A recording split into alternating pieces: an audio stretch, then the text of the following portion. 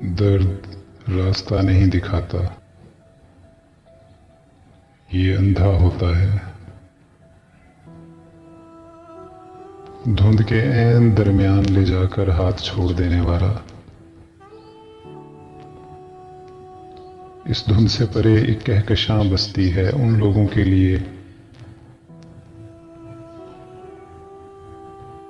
जिन्हें तुम्हारे हाथ का सहारा चंद कदम मिला।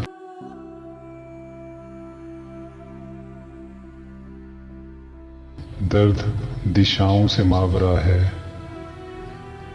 वहां जा बसता है जहां मकीनों के घर अजनबियत के कुफलों से कैद हैं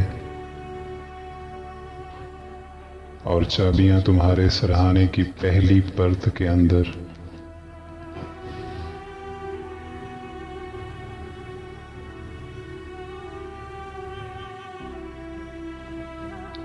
दर्द का कोई खुदा नहीं जो इसे कागजों कलम से मिटाकर दिलबरों की दाद वसूल करे।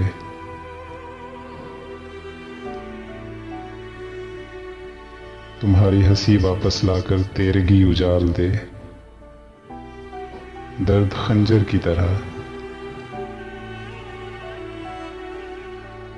दर्द खंजर की तरह ये अंदर उतरने से पहले सोचता नहीं कि बादशाहत भी लामुतनाही दर्द है, मेरे सामने तुम्हारे माजी की तरह।